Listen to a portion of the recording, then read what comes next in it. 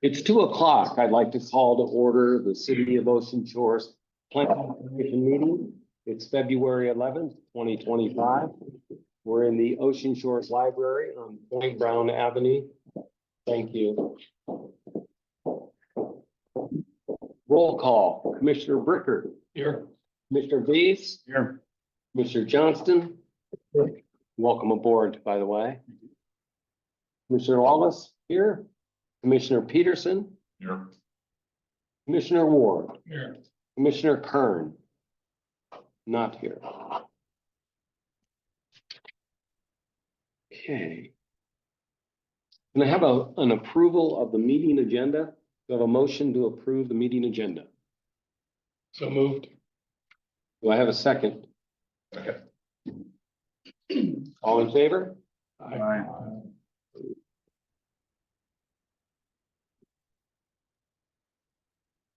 Okay, approval of minutes. Now we had two meetings of minutes. Approval of the minutes for the special City of Ocean Shores Planning Commission meeting, which was held on January 27th, 2025.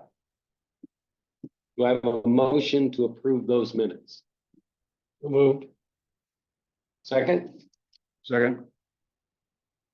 all in favor? Aye. Approved.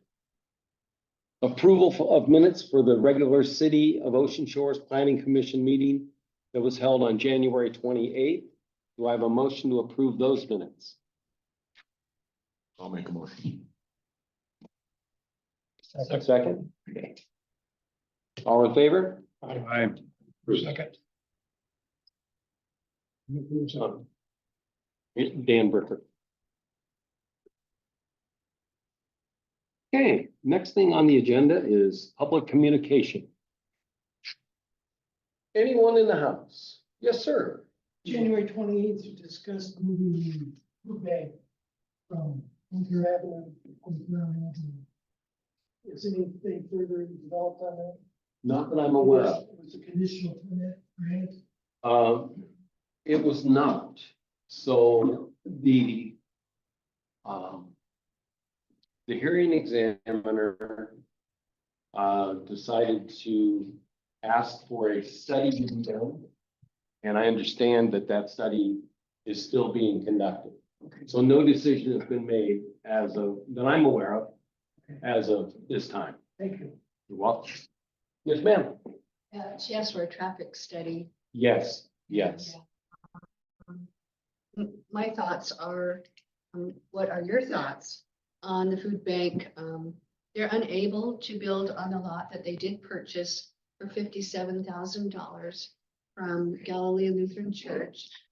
But they feel that they can't afford to purchase, heard $1 million mortgage and also have funds to do what they need to do on the lot. And does this fit in with your vision for the future of our city? Because I know that we have committees and people in our city working on a good solid vision on where to take our city. There's something about it that really bothers me.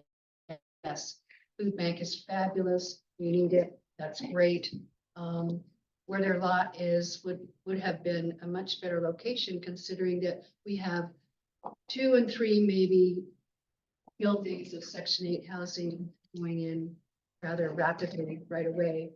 It would be a short walk, much shorter walk instead of going into the downtown area. And I did drive Magellan yesterday, and it's immediately residential. There are several driveways, and those lots are not very far apart. And I just have these visions of so much traffic. And in order to get down to Magellan, most of them are going to come down Point Brown anyway. So that is also a thought. There's something about that zoning getting a conditional approval. And I was just curious on your thoughts as well.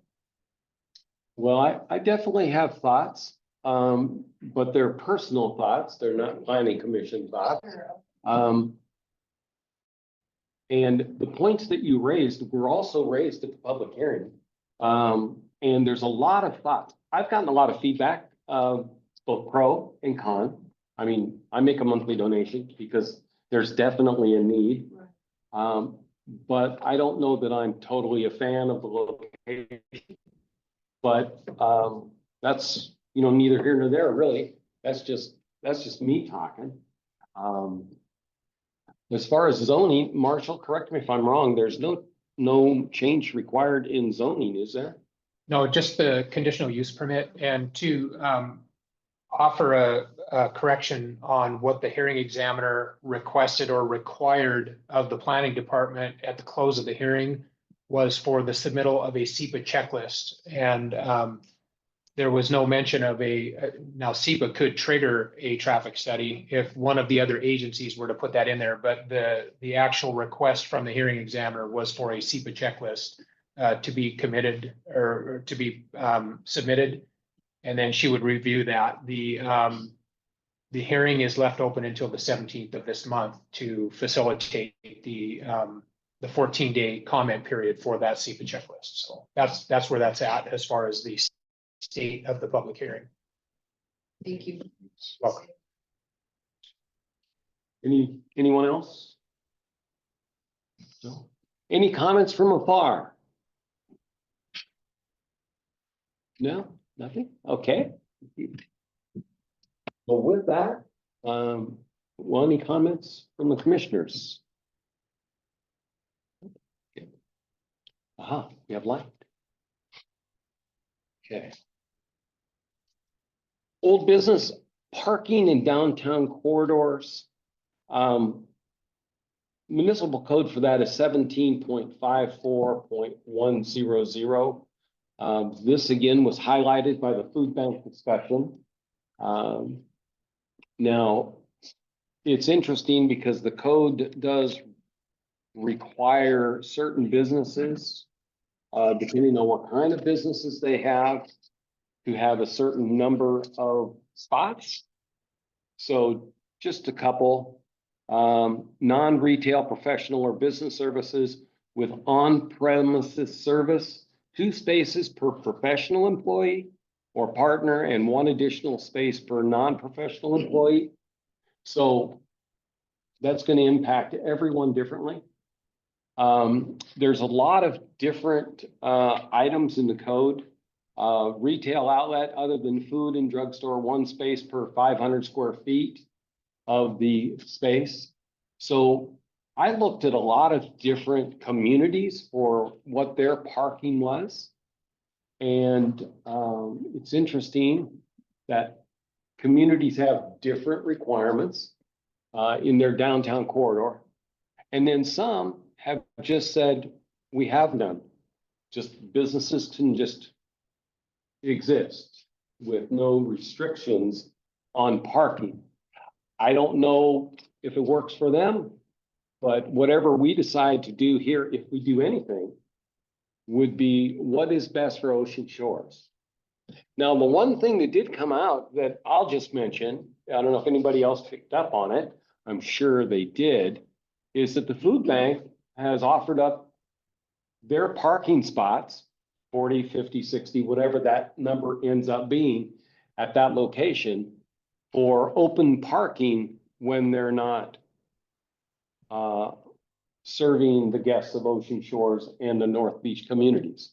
So that's a lot of public parking that could help with things such as events that are held.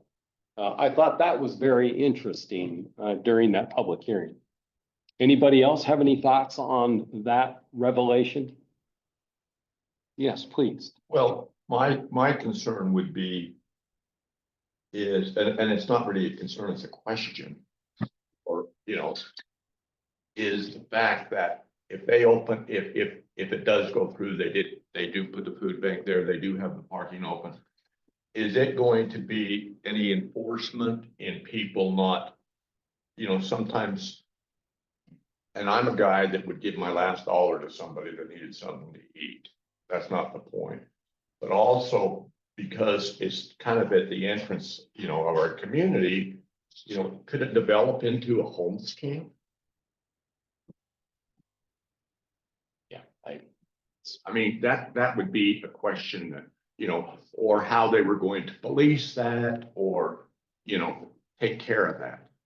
and so in other words, how the enforcement of the public parking is your concern? Exactly. Marshall, you had a thought? Yeah, I can tell you that there's code that would specifically prohibit any overnight camping in a parking lot in the B1 or B2 zones in Ocean Shores, and they have been pretty diligent about enforcing that. So I don't think there's any fear of a homeless camp developing at the food bank parking lot. Okay, and that is policed by the police? Yes. Yep. Okay. And we have many places in our code where there's no, we don't offer any homeless services. There's no Okay, thank you. situation. Sure. Anyone else? Okay. So I don't know what is going to happen there.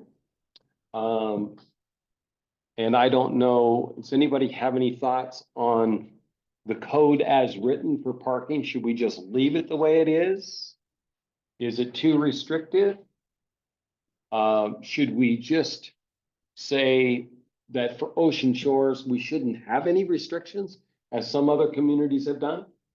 I don't know. I'm open for thoughts. If you've had a chance to look at 17.54.100. Yeah, yeah. I think you have to have a parking code, because it becomes Wild West if you don't. And like I told Mark, about 3 weeks ago, I had to go down to Edward Jones 3 times in 1 week to sign papers. And 2 times I could get in real easy. The 3rd time, I had to park way down the block. So I don't see how you do less restrictions than we have. I would hate to see that. But I have to agree with you, because in that area right there, there's, as far as code's concerned, there's not enough slots for the volume of businesses that are in those little cubicles. As far as Edward Jones, Al-Anon, and then the 3 shops right next door. When Al-Anon comes on, they overload that area there where there's no place to park. And I understand on the backside of the building, there is places to park and come in the back door to Edward Jones, but not probably 90% of the people here don't realize that there's parking on the backside. Yeah, that's what happened. They were in that day. Yeah. And I just don't think there's enough, in some of those, like I said, some of those slots, there's not enough slots to accommodate what goes to those businesses or establishments. The other thing would be that if, you know, to maintain, I mean, we should maintain, in my opinion, you know, the parking spots per se. But if we don't have them, you know, it'll even impede the traffic of people waiting to park somewhere. Walking traffic coming down the road, waiting for a parking spot, which is already some kind of a tough deal, you know, sometimes. That's my opinion. And then the other thing is some of them start parking wherever they want because the property owners don't, it's gotten to the point that a lot of the parking slot markings down there, you can't see them.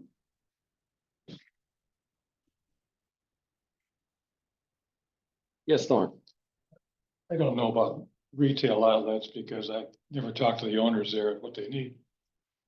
I know that non-retail though is way too much, way too high a requirements here, at least for our business. We're required to provide 28 spaces. If I needed more than 7, I'd be amazed. Now, I do see down the corridor, there's a couple places where parking for establishment only. So obviously there's been some infringement. And so some have chosen to put signs up saying no parking for said, or parking only for establishment. So I don't know, maybe again, there's parking in the back, but people may not realize that. Maybe a sign saying more parking in back would be more efficient. I don't know, but so I just thought it was interesting that there's a lot of restrictions. I don't know about enforcement anyway. Who's enforcing whether establishment X has the required amount of parking spots based on the code. Yes, Marshall? I do review plans, when, there's either a change of use or a new business starting in the downtown core to make sure that that table that you're reading out of chapter 17 is complied with. So as far as parking tickets or that kind of enforcement, the planning department doesn't get involved, but during the initial review of the project, when we talk about parking, we go by that table. And so before given an occupancy or whatever, we would make sure that they're in compliance with that part of the code. The other thing that I might add to this conversation is with the potential for a downtown core, that code specifically governs parking on private property. We do not have any code that talks about on-street parking. And so if there's a code modification in our future, it might come with the design of the downtown core if the new design were to incorporate some sort of on-street parking that, you know, that's come up in the past or whatever. So that may become a good time to revisit, you know, parking requirements that we needed to add to code at that point. And I understand that review is underway. That's my understanding as well. All I've got. So. Okay, We have on-street parking in anywhere? No, Is it prohibited? it is. right now. Yeah, nothing in residential, nothing in commercial.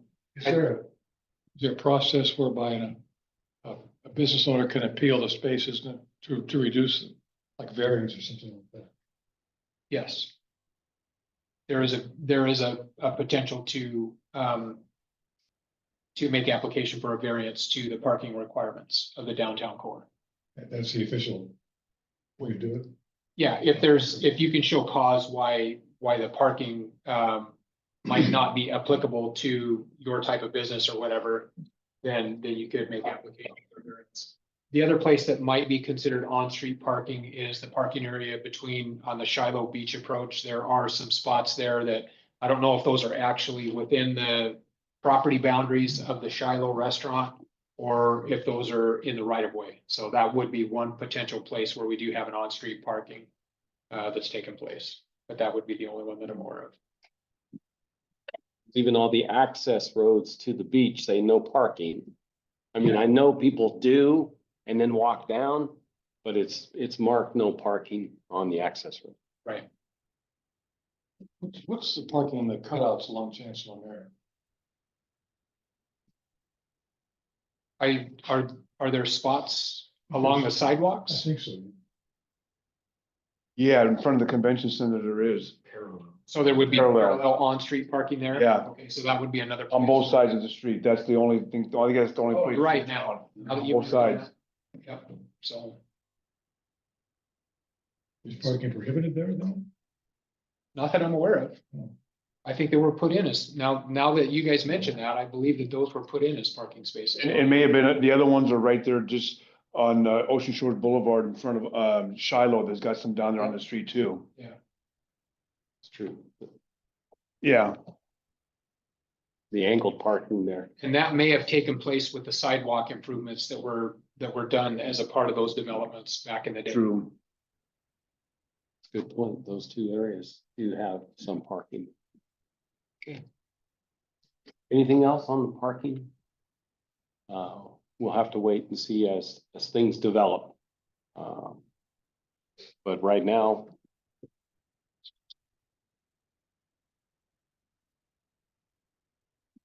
Do I have a motion at this point in time to leave the parking as written in the code? So moved. Do I have a second? All in favor? Aye. So we'll leave it as written at the moment. Okay, metal fasteners is up next, and we've been talking about this for a while. And you new commissioners might not have heard anything about this. We've been talking about roofing materials and metal fasteners on sheds and buildings. And so the discussion has been about should we allow this, that, or the other thing on exposed fasteners. And This is in chapter 17.52.10. And roofing materials shall be wood shingle or shake, composition, asphalt, laminate, clay, or architectural materials. That's in section H. And then we talked about making some changes on H3, which reads exposed fastener, ribbed or architectural metal. Roofing is not permitted for primary structures, accessory dwelling units, or any other inhabited structure. And so just with that, any thoughts, pro or con? What would be an example of that? The metal, I mean, what are we talking about? We're talking about, Want me to explain that? Please, Marshall, Okay, so- if you will. So there's basically two different types of metal roofing that are available in the market today. One is an exposed fastener, ribbed metal roofing, and some people refer to it as architectural. Some people, don't see it as architectural in that sense. But you've got the metal fasteners that are exposed, same color, they have a rubber grommet or gasket that seal them to it. And then there's another metal roofing that's available. It's called standing seam or hidden fastener metal roofing. And those fasteners, it's also called snap lock is another trade name that's used. The fasteners are actually underneath the ribs, so they're not exposed to the weather. When you put a sheet down, the next sheet that goes down covers the fasteners of the first sheet, and then they snap in place. And so the reason this discussion came up to begin with is most of the small non-accessory and accessory sheds that are being delivered to Ocean Shores today are being delivered with exposed metal fastener roofs on them. And those are coming in on the weekends and stuff like that, and it's become an enforcement issue. If we go through and we basically red tag every exposed metal fastener shed in Ocean Shores as required by the code today, then we have just a huge enforcement nightmare on our hands. My ask from this body was to consider whether sheds or other non-inhabited structures, maybe even as far as a garage, having a metal exposed fastener roof on it, would that be a problem? And this is some of the language that came up was exposed fastener, ribbed or architectural metal roofing is not permitted for primary structures, meaning a house, accessory dwelling units, meaning a garage with an inhabited space in it that would serve as an accessory dwelling unit, or any other inhabited structures. And that is because there is a perception that there's an increased leak hazard with an exposed metal fastener. When we get down into the next paragraph that was proposed, exposed fastener, ribbed or architectural metal roofing would be permitted for non-accessory structures. That's the sheds, or unpermitted accessory structure. That's a shed on a lot with a house on it. And permitted uninhabited outbuildings. That would be a garage. So fasteners, if allowed, if we change this language and allow it, the fasteners would have to be specifically designed for metal roofing, be the same color as the roofing, and must be installed with uniform spacing as recommended by the manufacturer. And so the premise of the discussion is around, do we want to allow these exposed metal fastener roofs on garages and sheds and only allow metal roofs on inhabited structures like houses where they're using the hidden fastener or the snap tight or standing seam type construction? So that's kind of the basis for the discussion. So we've talked about this at several meetings. Any thoughts? The change in language that was just related. Anyone have a strong feeling pro or con to that? I'm pro. I like the way it was written. Okay, I'm pro also. okay. So do I have a motion to change that section?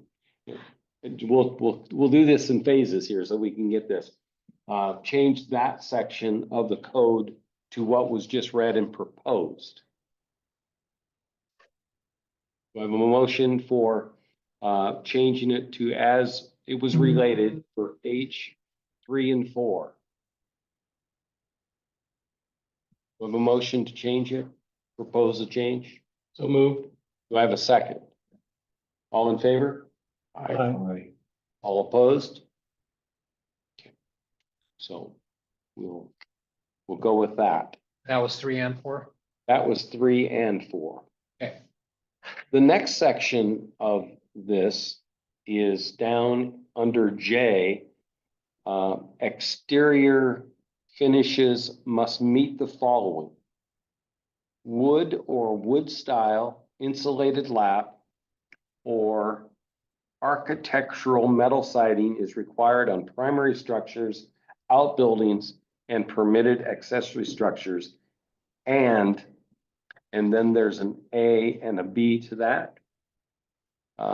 A is the exterior of primary structures, outbuildings, and permitted accessory structures must be finished with a minimum of 2 types of materials or variation in reveals.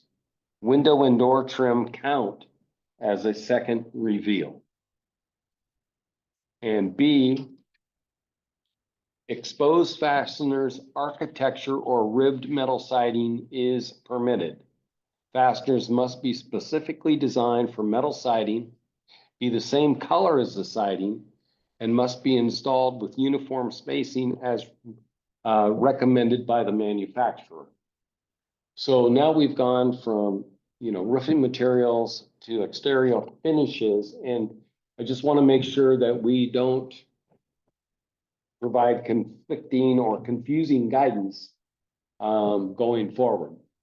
Because remember, what we decide here, if we go forward to council, we have to get it through council, and any confusion may hinder that process. So any comments on J, 1A and B? Now, you might know this, Marshall, but going back when they first started using an aluminum type siding on homes many years ago, it was an interlocking system, so the fasteners were never shown. The fasteners were only on the upper part, and then when they put the next one on, it interlocked so that it never showed. So is the newer stuff got fasteners that show, or they changed technology on that? This is a technology that's different than what was used on the manufactured or mobile home in that industry. The way I interpret this, and the way I would interpret this if it were a code, is that architectural metal siding, whether it be because of the allowance for exposed metal fasteners, whether you were to use the standing seam or the exposed metal fastener, would be allowed on the siding. So it would be possible. All of the other architectural features of a house, like the eaves and reveals and those kind of things, would apply to this, but the entire side of the house would be allowed to be done in metal. And part of this conversation, I think, came up because we've got a couple of architectural metals that are not like just the 3-rib panel or a standing seam 2-rib panel in Ocean Shores. We had one built out on the bay that was totally different than all of the other types of metal. It was what I would consider an architectural metal. And there was a thought in past discussions that we don't want to prohibit. And I don't have a preference one way or another. I'm just trying to provide, I guess, definitions as to what and how I would interpret the code. So if you guys change the code, what I would allow based on those code revisions. But there was a thought that, some of those more modern shapes that are available in metal siding wouldn't give it like you had a metal shop next to you. You wouldn't look like a warehouse or a garage. Like a warehouse. And the particular example that I have in mind, and I know a couple of commissioners have looked at it, it doesn't present that way, the way the building is built. But But quite frankly, this code, as it's being proposed, you could have a house that looked very shop-like, even if they met all of the other architectural features, because the proposed change would allow for exposed fastener, architectural or metal siding. So I just want you to be aware of how I interpret that when it's written the way it is. Don't we have, there's some houses that have been built with 4x8 sheets of hardy plank that have metal fasteners, or they have fasteners. Those are, I don't know if they have a fastener or metal. I think I am aware of one that has a fastener, you know, like a screw type fastener in it. And was this language intended to allow the exposed? So in B, the exposed fastener, architectural or metal siding being permitted was, well, this is specific to metal siding. It doesn't mention the other types of exposed fasteners. And when you talk about the exterior finishes in A, they talk about, or in one, wood or wood style lap or insulated. It doesn't mention the exposed metal fasteners. The only place exposed metal fasteners get mentioned is when you start applying metal with it. So I don't think that there's a prohibition of using exposed metal fasteners to, for like a hardy material. I only see that as applying to a metal. My point was, if we allow it for the hardy, why don't we allow it for metal? Yeah, the original code prohibited metal siding, period. And then we got into a discussion where I asked you guys where metal was allowed as an accent only, and we had a discussion about how much of a side of a house could you put into metal and consider that only an accent, and the number that came back to me was 50%. So today, without any code revisions, I would allow up to half of a wall to be covered with metal siding without metal fasteners, exposed metal fasteners, and then the other half of the wall would have to be some other type of material. That's where we're at currently. And that's working currently. I have not had there's a lot of people waiting for this discussion to either be pushed forward or flame out. Oh, okay. So the people that would choose to put half of their wall in metal are waiting for legislative action, either pro or con, coming out of this body and the council. If there's going to be a code revision that allows for full metal siding, then they're going to wait and do that.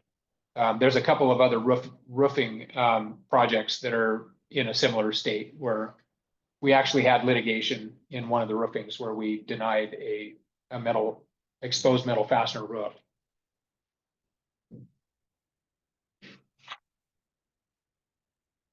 Okay, any other thoughts on? I know when we started talking about this originally, exposed metal fasteners on garages and sheds.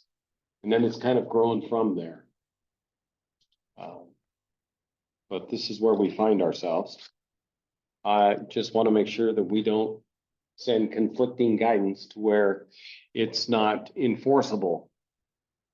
You gotta be specific with people nowadays. It's structures or sheds or blankets, everything, because if you don't get it in writing, that's gonna be just one thing, they're gonna take it and run with it.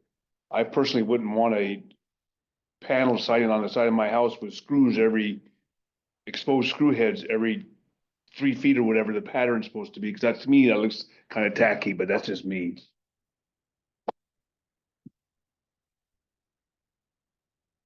Okay, we talked about the first two provisions. Did we want to make a motion on doing anything or hold off on the exterior finishes must meet the following in 1 and A and B?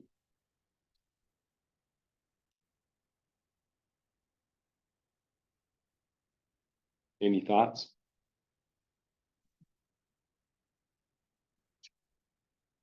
Mark?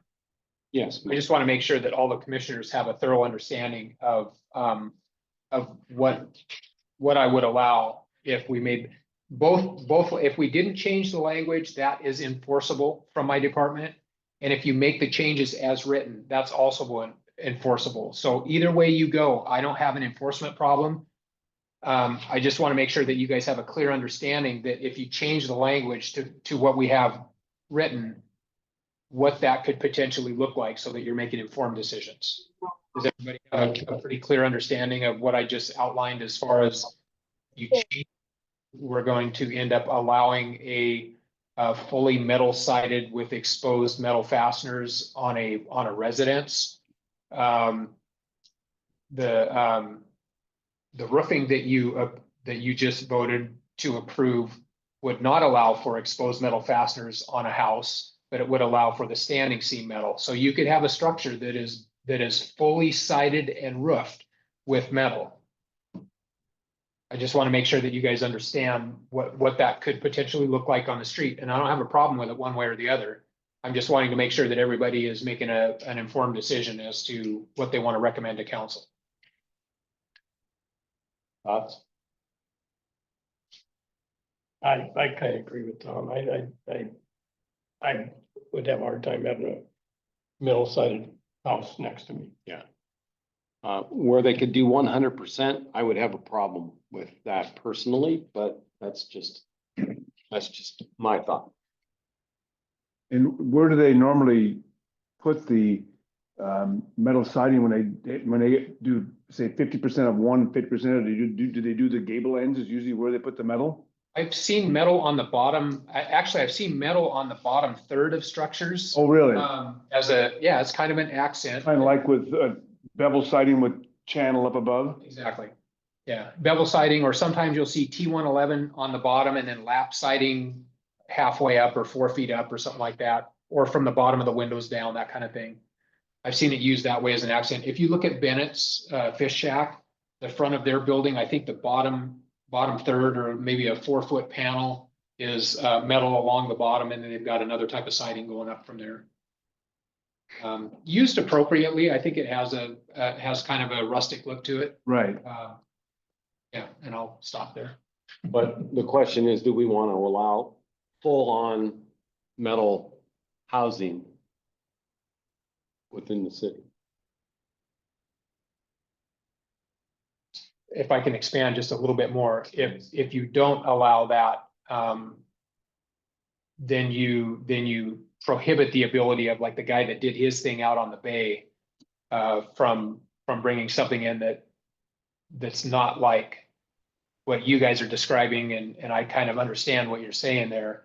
Have you looked, Tom, at that house out there on the bay, on Bayview Court or whatever? It's a fully metal sided and roofed house, but it's an architecture with really deep ribs to it. And when you look at it, it doesn't give you a feeling of a shop or a garage or whatever. It looks like a really modern, like something you would see on a futuristic type show. Right. So I don't know if you want, how you weigh that out. Do you want to prohibit those kind of structures? But is that throwing the baby out with the bathwater, or, I don't know how you balance that. And there's gotta be a line drawn between Bennett's commercial and residential. Absolutely. I don't disagree at all. That, and even though the one on Bayview Court looks great, we can't say, if you do it, you have to do it like they did. So we're not gonna be able to dictate necessarily the metal used in that regard. So one looks really good, but there's no guarantee that they would all look good. That would be my fear. So should we table the exterior finishes until next meeting? I think table till next meeting. All in favor? I We'll table J. We gotta come down with something that's pretty specific so that it's not so broad that someone can take it one way or the other because of their interpretation. Read. Okay, Mark, we had our first motion was approved, right? yes. What was that To table, Well, we approved the motion a minute ago for something else. That was for the roofing, to The it. sheds and the garages. It's a reference. the 17.52.10 H 3 and 4. And we tabled J 1 A and B.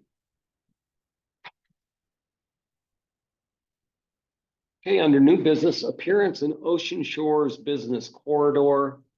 We're talking about what recommendations can we make about the appearance in the business corridor. I mean, we've all noticed that there can be some improvement. It's what does that look like? And of course, we've looked at the code and all it says is good appearance. However, that's defined. I understand there is there might be something in the International Business Code that we might be able to use. Also looking at what Long Beach has done or we know Leavenworth, but they've been doing it since the 60s. So, Well, that's even gonna change here soon if you've read the latest article. They're putting up a 7-story neon cross. And it's got some real uproar with some of the people in town there. in Leavenworth, Leavenworth, yeah. now that would be an interesting discussion to listen to. That's for sure. So, I mean, good appearance, what does that mean? I know that there's a lot of people working on what Ocean Shore should look like. I know there's a study being done about sidewalks and what can we do about the appearance. You know, the owners of the buildings may or may not want to put the money into the building to make it appear better. When their tenants might want to do it, but they don't own the building. So it's a conundrum in that regard. So we just need to look at some, and I didn't get a chance to look in the IBC to see if there's any further guidance on appearance of buildings in cities. But that's one where that I'll take a look at for next time and see if we can't discuss it, if there's anything we can do, or if we're just stuck. Because currently there's nothing, there's no incentives, nor are there any penalties. So there's no ordinances that hold them accountable for the do's and don'ts of kind of maintaining their facility. There is not. It says good appearance, but there's no incentive to better the appearance, and there's no penalty for not currently in the code. Yes, Marshall. That doesn't prohibit the building code and the building official from imposing maintenance that would constitute public health and safety. So we do have a lot of the downtown motels are making improvements, not necessarily that they wanted to, but there were public health and safety hazards that needed to be mitigated. That's where when a building gets to a certain point in its disrepair, then it's going to get subject to abatement. So we don't have any that in between time from the date that it was built to the date that it goes into abatement. That's that area that really doesn't have a lot of guidance. You know, like you need to paint it every 5 years as a minimum, or 10 years, whatever the frequency should be, or, you know, and we have nothing in code as far as look and feel. I like to migrate towards objective code where you can say it's black or it's white. A lot of our code, when it says must, you know, be of good appearance, is very subjective and subject to appeal. So places where you guys can create black and white for me, I very much appreciate that.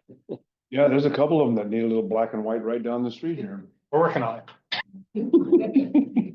Well, since you brought up Leavenworth, my wife, born and raised there, her parents were instrumental in creating the Bavarian Village.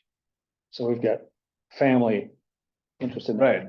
Came from Bend, Oregon, where they took an old lumber mill and turned it into the mill district. And if you ever wandered into there, you've seen some spectacular planning And and it's all part of a larger concept, you know, it's not a whole bunch of nice buildings and then somebody throws up a metal building type thing. It's all Yeah, it's out of context. pre-planned out. Yeah, Very nice, and attracted a lot of businesses. I don't know, it's a similar situation as Ocean Shores is dealing with. because Leavenworth is to where you can't drive, you have to stop and you have to walk a block or two to go into the shops that are there. Pedestrian. That's a recent development too, because it wasn't Yeah. like that when I married my wife 40 years ago, so it's, it's evolved. They shut down the whole downtown corridor at times, so. Right. Just because of the crowds more than anything. Yeah. Okay. Well, the next item on the list came from our 2025 strategic plan. Unify the downtown commercial area with 3.2 of the comprehensive plan. Dan, I'll pass this to you. Okay. Most of you probably know, or some know, I joined the planning commission in March of 2017 when they started the comp plan. So, and we wrote the chapters not in order. So I'm not sure when we did the land use part of this, but and under 3.2 commercial goals and policies, let me just read you some of the stuff, and it goes hand in hand with the last part. Land use goal 2, enhance the overall quality of the city's business district and provide enough area to accommodate growth in the city, commercial zones in an efficient and attractive pattern. Land use policy 5, emphasize pedestrian access in commercial areas, particularly in downtown commercial districts.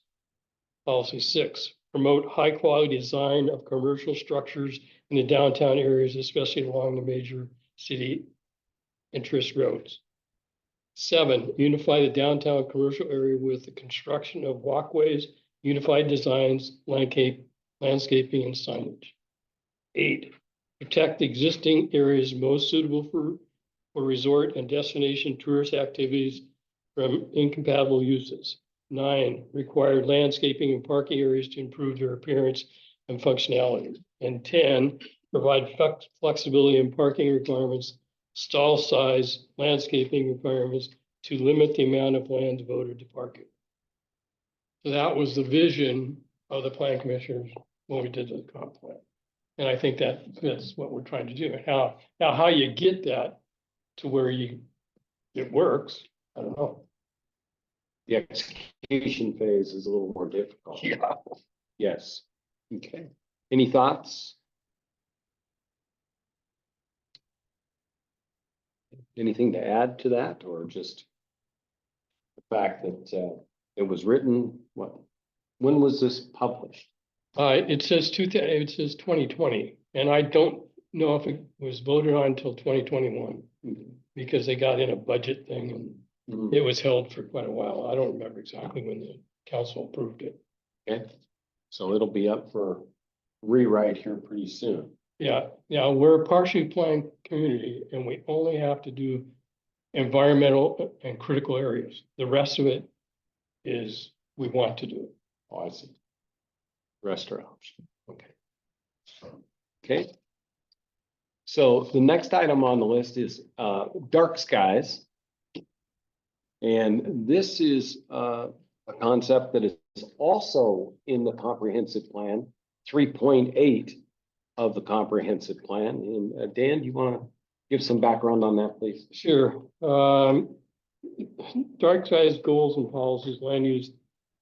Goal 9, work to protect the beautiful night skies that we enjoy in Ocean Shores and present and future generation.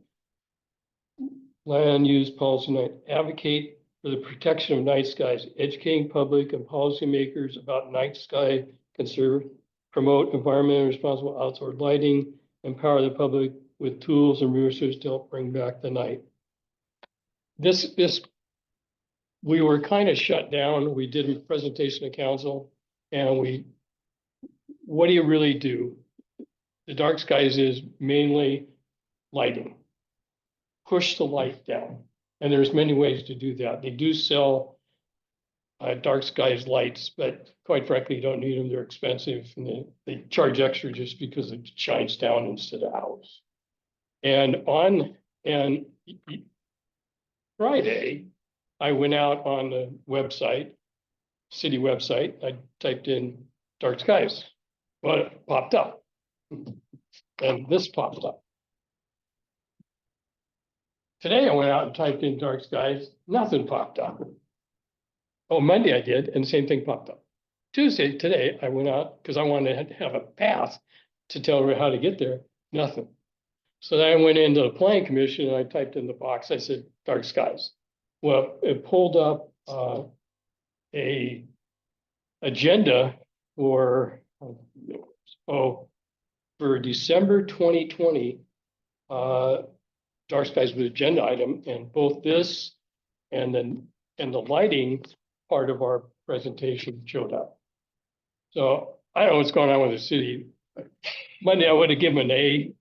Today, I give them a C- at best. Yeah, they kind of have a problem with what they sent out this morning on via text That's or not us. email. That's not you? Not only that, today it was slow, Already? but there is a lot of information out there, and Councilmember Wills was the main one writing this stuff. I was the chair at that point.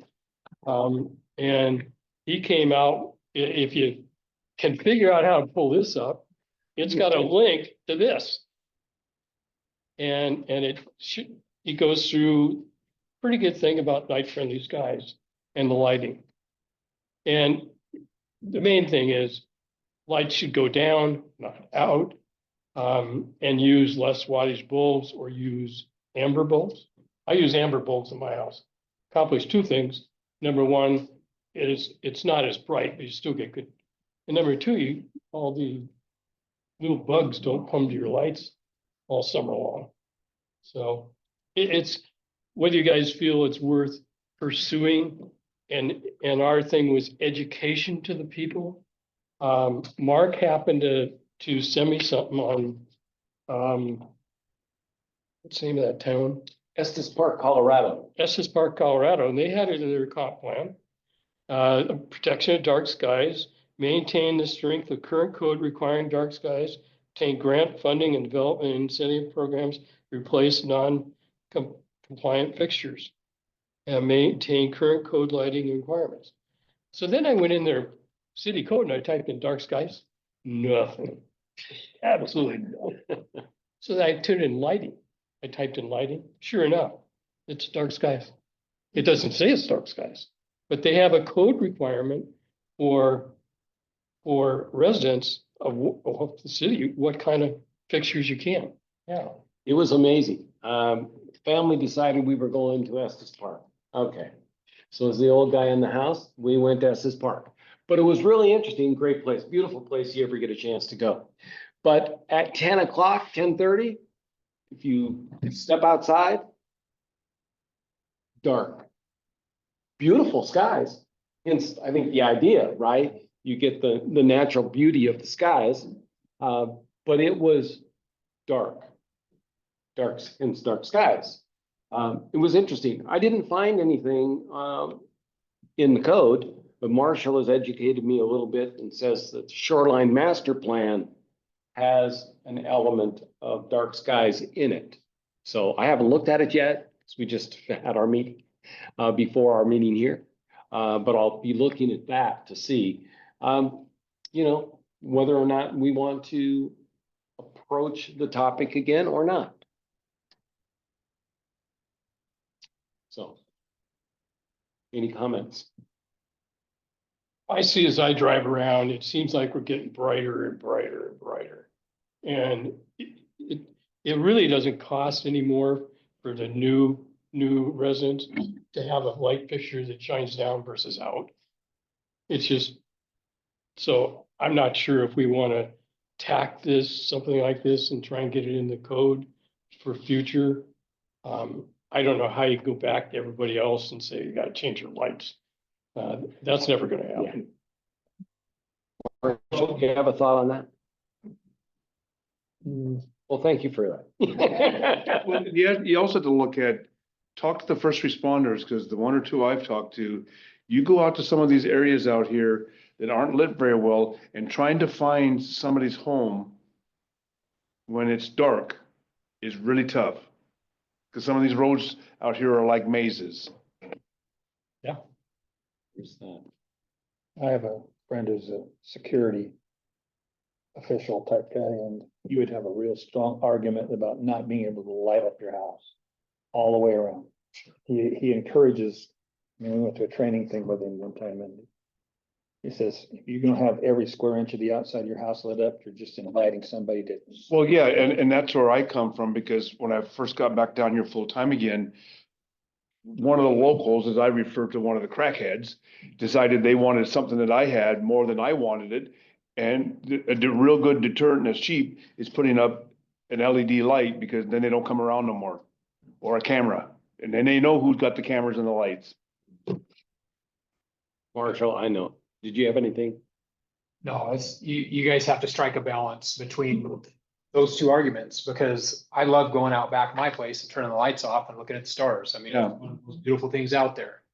But by the same token, I'm also a first responder, and I've been tripping through crap on a porch trying to get to the front door to get a patient out. So there's arguments that can be made both ways, and maybe there's a balance that can, you know. I definitely think there's a balance. Nobody's saying turn the lights out. Right. And sometimes you have to look at the culture has changed so much that the accountability on those that want to take what you have. It was interesting in the code of Estes Park, they even had, there's a part in here where they talk about landscaping lights. Landscaping lights have to shine down. Well, all my landscaping lights have that, or solar, so they have the solar pad on top. So they all do go down, but I thought that was interesting to even address that. Yeah, I was amazed. We were in an Airbnb and I was just shocked. I went out and it was just totally dark. I mean, it was gorgeous, but I was surprised that, yeah, okay, they have dark skies and they have dark skies. So it was interesting to me. Yeah. So there are life, health, safety, lighting requirements, and based on the discussion you and I had, I got to thinking about that on my way down. Were there lights that were shining down on places like stairs and walkways and things like that were just illuminating the ground, like kind of what Dan is? Yeah, so we were at the Stanley Hotel for The Shining, right? Uh-huh. And so the lights down the steps, you know, the little Yep. square, I mean, that was it. So there are safety and those kind of Right. things that are, there's provisions for those kind of things in the dark skies of that particular code. Okay. The lights, the outside lights of each of the units were required to be off.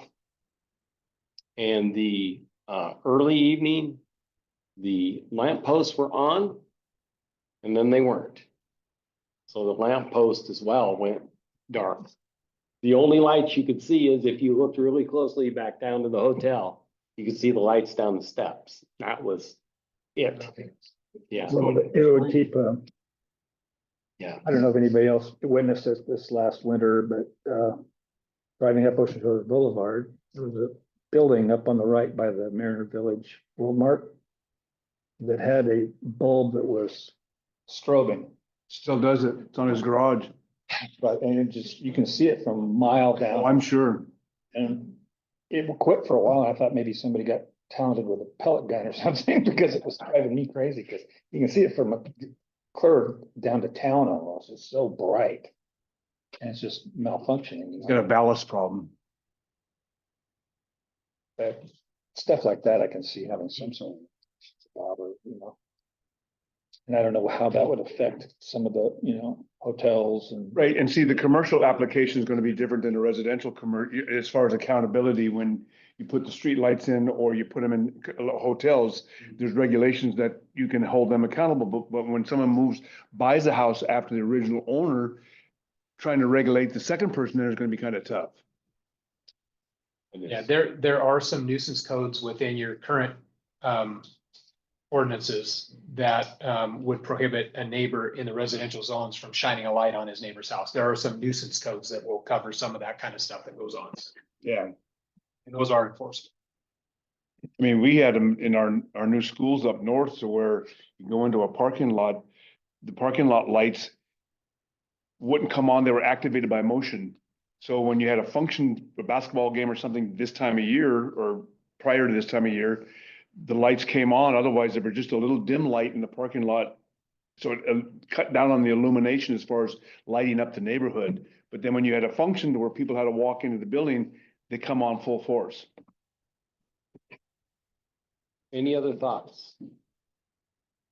The next item on is, I was contacted by Marty Hatfield, who's with us today. Thank you, Marty. About a future antenna and support structures in Ocean Shores, concept of getting an ordinance written for council. And I asked Marty to come by and give us kind of his concept, his vision on what that would look like. So Marty, please. Sure. Is it okay if I just like grab a chair over here? Sure, please. Nicole, can you throw up a slide? It's just a JPEG. Hopefully it's not too huge. Question would be, I assume, inspector. Submitted to us. If you sort by date, you'll see that. Absolutely. So that. Yeah, no. Say, okay, That's great. you know, they were saying a minimum, they would say. Huge. Well, greetings, commissioners. I'm Marty Hatfield, resident Ocean Shores, on the radio board for KOSW and involved with the city in a lot of tower siting and tower contracts that are between the city and, for instance, is it going to work? Oh, yeah, it's going to work. And there is one cell tower that's on city property right now down at the south end of the Public Works yard. And but all the others seem to be on privately held real estate. So in thinking about where we're going to need to replace the tower, that's the existing tower that has KOSW and it's a backup for KOSW. It was the original. Got the fire department and police department tactical channels are transmitted from there. This is in the Public Works yard. There's also a SCADA system, which is part of the city's water department management. There's an emergency amateur radio antenna system on there. And they just put like a little 5 gig link or something up on there. I'm not sure who was involved in that. But that tower was reviewed structurally a few years ago and literally classified as it's not if it's going to fall down, it's when it's going to fall down, because it's pretty dilapidated and a lot of the bolts are heavily rusted and there are some kinks in some of the leg cross members and things like that. So, you know, the city's trying to negotiate now again with Grays Harbor County. And I understand there might be a opportunity for Westport to be involved in the mix, but to improve the emergency services communication system out here. Presently, when dispatch occurs from the county handling the dispatch for fire and aid calls, that comes from a site up here just a little northeast of Hogan's Corner. There's a tower up there where all of that stuff is transmitted from. Challenge is there are some areas out here where it's just a little too distant and the handhelds don't have enough power to get up to that site well enough. So the idea is in the long term, let's pick a great location for a replacement of the tower.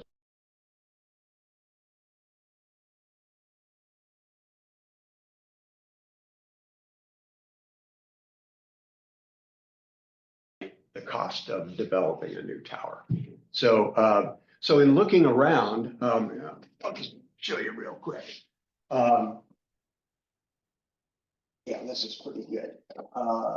Right now, the existing tower, 118 foot, is the one where KOSW and emergency services are right now. Crown Castle owns the tower that is on the city property in the southeast corner of the city works yard.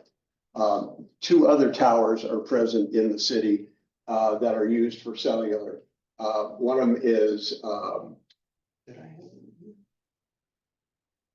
Oh, yeah.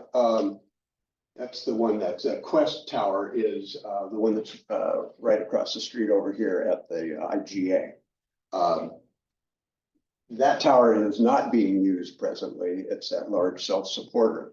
That might have some merit for use if the city can get into a negotiation with CenturyLink / Quest. That's the registered tower.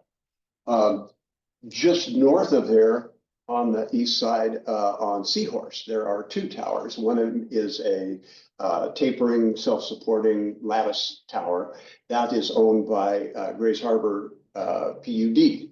It's fully loaded with microwave dishes and a lot of their distribution stuff. So there's no room presently for any additional services that I can see that would be appropriate for the city. Plus, we're moving further away from the south end. The other tower that's over there is a monopole cellular type tower, and it's pretty well dedicated to cellular. The owner of that tower is Crown Castle, as the one that's down in the city works yard. So I started looking around at parcels that the city has control of, I would call it, and I may be off on a couple of these, but I picked the South End water tank. These heights are based on the FAA limitations due to proximity to the airport.